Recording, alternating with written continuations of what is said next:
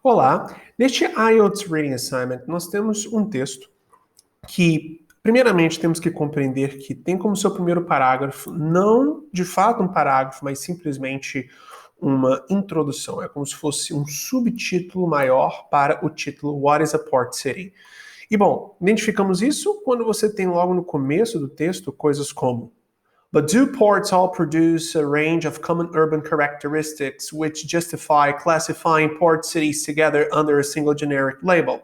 Ou seja, aqui na prática temos perguntas que são feitas logo no começo do primeiro parágrafo, ou no que pode ser interpretado como primeiro parágrafo, que nos faz chegar à conclusão que na prática isso daqui é simplesmente um subtítulo para o título. Então, temos isso. A outra questão é que você percebe que abaixo, ou melhor, acima de cada parágrafo do texto, você tem uma nomenclatura. Você tem o parágrafo A, B, C, D, até o último.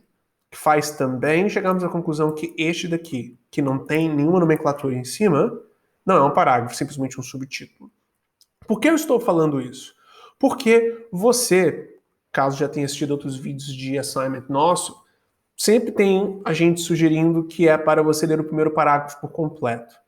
Mas aqui, já que temos um subtítulo tão longo depois do título, é sempre sugerido, então, numa circunstância como essa, você não somente ler o primeiro parágrafo por completo, que é o parágrafo A, mas também ler o subtítulo por completo. Porque, na prática, esses dois parágrafos, tanto o subtítulo quanto o parágrafo A, acabam servindo como uma introdução ao texto como um todo, fazendo com que, de fato, você realmente compreenda ao nível mais macro o texto. Então você, neste texto em particular, vai ler o subtítulo completo e o primeiro parágrafo completo. Depois, em cada parágrafo subsequente, portanto começa a partir do B, você lê o primeiro período, que vai desde Port Cities até o Routes, e depois, embaixo aqui, temos somente um instante, ele começa aqui em Many e vai até, desculpe, não do Many, ele vai do They Remain até o Difference. Então você lê o primeiro período, que vai do Port Cities até Routes, e depois vai no último período, que é o They Remain até Difference. Então, definitivamente aqui você tem a leitura do primeiro e do último período. Por que você lê o primeiro período do parágrafo? Porque ele é, na prática,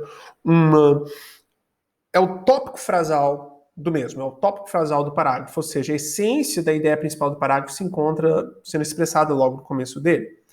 Depois, você tem o restante do parágrafo sendo um aprofundamento do que foi a princípio dito. Tudo bem? Mas, via de regra, você tem o começo do parágrafo sendo a essência dele, o seu tópico frasal.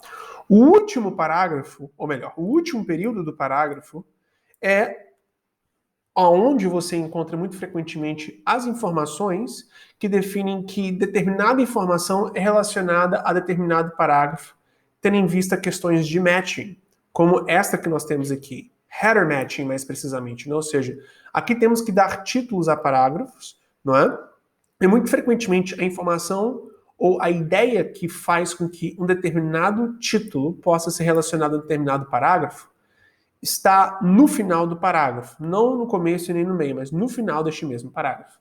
E isso é uma dinâmica do exame para te fazer ler mais, mas com você se adiantando a isto, você não é pego de surpresa, com você também lendo o último período. E você então tem toda essa parte central entre o primeiro e o último período sendo, a princípio, entre aspas, pulada por você. Mas eu vou te explicar o porquê que é entre aspas, tudo bem? Então você lê o primeiro e o último período de cada parágrafo subsequente até chegar ao último parágrafo, que é o parágrafo conclusivo. Você então tem o parágrafo conclusivo, que é o G, também sido lido por completo por você. Então você lê o primeiro parágrafo por completo e lê o último parágrafo por completo também, pois são os parágrafos introdutório e conclusivo, te dando aquela perspectiva, aquela interpretação mais macro do texto. E todos os parágrafos entre o primeiro e o último, você lê o primeiro período e o último período, tudo bem? Agora, esta é uma leitura seca, que você faz a princípio para simplesmente se adequar, se reiterar do texto, sem necessariamente lê-lo por completo, economizando tempo que pode ser investido no quê? No que mais importa, que são o quê? As questões. E aí, tendo em vista as questões, você retorna ao texto e acha o parágrafo que é abrangido por uma determinada questão que você está respondendo mais rapidamente, porque mesmo você não lendo o texto por completo, você ao menos leu o primeiro e o último período de cada um deles e, portanto, consegue se situar melhor no texto, economizando tempo, tudo bem? Mas o objetivo é fazer uma leitura inicial seca para que você tenha maior possibilidade de investimento de tempo numa leitura das questões e interpretação das mesmas para depois retornar ao texto e aí, se necessário for, ler os parágrafos por completo, mas somente aqueles que as questões abrangem, tudo bem? E agora eu somente gostaria de destacar o porquê que eu falei que, entre aspas, você pula, não é? Essas partes centrais entre o primeiro e o último período. Então, eu gostaria de destacar que você, nessa leitura que você faz inicial, idealmente também destaca palavras-chave. Você deixa nomes próprios, números, nomes de pessoas, anos, datas, toda qualquer informação específica que defina com exatidão o tipo de tópico abrangido pelo parágrafo, você visualmente destaca. Então, por exemplo, aqui no parágrafo A, Harbor é um exemplo de palavra-chave, é um nome próprio que está sendo utilizado aqui. Madras and Colombo é também um outro exemplo. E olha que eu nem ao menos estou lendo aqui os parágrafos, eu somente estou identificando o que se destaca visualmente. Outro exemplo, London, New York, Xangai, Istanbul, Buenos Aires, Tokyo, Jakarta and Calcutta, Philadelphia and San Francisco. Palavras-chave, igualmente, que você vai destacando à medida que você vai lendo, tudo bem? Agora, essas partes centrais que você não lê para interpretação, você passa o olho por elas, não as lendo, mas passando o olho nelas rapidamente para, de fato, ter o destaque de palavras-chave que se destacam visualmente. O que eu acabei destacando aqui, sem nem ao menos perceber, é um exemplo dessa dinâmica, ou seja, você tem aqui o primeiro período do parágrafo B indo do port cities até o routes, e depois o último período indo do they, remain e do difference. Mas aí você passa o olho rapidamente nessa parte central entre o primeiro e o último período e você encontra essas palavras que visualmente se destacam do resto do texto. Pois bem, essas são palavras-chave que você destaca também.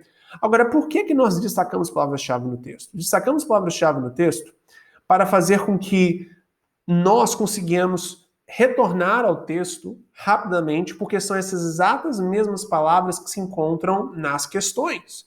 Então, quando você, por exemplo, aqui, tendo em vista essas palavras aqui, por exemplo, London, New York, Xangai, Istanbul, Buenos Aires. Vamos imaginar aqui, Buenos Aires, não é?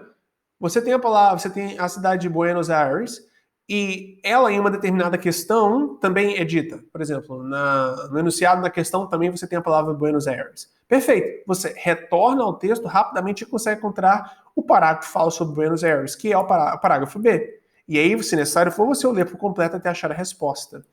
Este é o processo que nós chamamos de scanning, ou seja, escanear por palavras-chave que você destacou e que você também tem nas questões.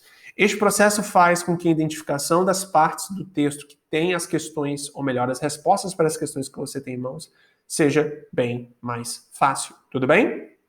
Excelente. Então, aqui então está explicado o processo de leitura inicial. Aqui você tem o tipo de questão que para muita gente é o mais difícil do exame IELTS Reading, que é o List of Headings, ou Header Matching. Você então tem que combinar títulos a parágrafos. Tudo bem? Então, você aqui tem uma mecânica onde que você vai estar dando títulos aos diferentes parágrafos. E o que vai muito frequentemente definir que um determinado título é o título correto para um parágrafo é o que está ou no primeiro período do parágrafo ou no seu final. Tudo bem? E é por isso que você também lê o último período de cada parágrafo, para questões tipo essa não te pegarem totalmente de surpresa. Tudo bem? Depois aqui você tem mais uma vez questões de matching, mas agora você tem que fazer o match de essas descrições e os diferentes portos, não é? Port cities, cidades de porto. Ou seja, você tem descrições de diferentes cidades e você tem que combinar qual descrição é de qual cidade, não é? E como você, de fato, tem isto em mãos, tendo palavras que são as palavras que são os nomes das cidades-porto, sendo também palavras-chave que você tem no texto, você consegue rapidamente voltar às partes do texto que falam sobre essas cidades e, por consequência, identificar e achar a resposta para a questão. Lembrando que é exatamente por isso que você destaca a palavra-chave. Porque, mais uma vez, olha aqui, isso aqui são todas palavras-chave que idealmente você marcou até mesmo antes de chegar nas questões. Na leitura inicial você já marcou todas essas cidades como palavras-chave no seu texto, facilitando o processo de resposta de questão como esta, de questões como esta, tudo bem? E por último temos a dinâmica de yes, no e not given, que é um tipo de questão que é 110% certo que cairá no seu exame IELTS Reading. E a mecânica envolve você classificar cada uma dessas sentenças como sendo yes, no ou not given, ou seja, você tem essa sentença que na prática é uma conclusão sobre algo dito no texto. Se ela fala de fato algo de acordo com o que o autor disse, é yes. Se ela fala algo que não é de acordo com o que o autor disse, ou seja, contradiz, é no. Ou se não é possível inferirmos que a sentença de fato diz algo dito pelo autor ou não, é not given, não é? Pois bem, precisamos ficar bastante atentos, porque muito frequentemente o que as pessoas têm problemas quando estão fazendo esse tipo de questão é na diferenciação do que é no e do que é not given. Por quê? O que é yes é bem óbvio. Você tem uma sentença que utiliza uma paráfrase ou um sinônimo do que é dito no texto. Então, ela simplesmente fala com outras palavras algo que é dito no texto e pronto. Agora, o que é no e not given confunde, em especial pela seguinte dinâmica. Not given é quando você tem uma sentença que não é, de fato, em nenhum momento mencionada a ideia dela, de uma forma nem direta e nem indireta pelo autor do texto. Então, essa é a primeira circunstância onde que uma determinada sentença é not given. Agora, a outra circunstância onde que a sentença é not given é quando você tem essa sentença sendo algo que abrange um tópico que o texto abrange, a sentença chega a uma conclusão, faz uma afirmação que o autor no texto não fez, não disse, mas também ele não nega. Por consequência, já que ele não fez essa afirmação, mas também não nega, não é possível você inferir se de fato ele tem aquela opinião ou não. E, portanto, a determinada afirmação é not given, ou seja, não é possível classificarmos como sendo algo que de fato é ou não de acordo com o pensamento do autor. Muito frequentemente as pessoas param o seu processo de interpretação quando elas veem que a sentença chega a uma conclusão que o texto não chegou. Elas automaticamente classificam a sentença como no.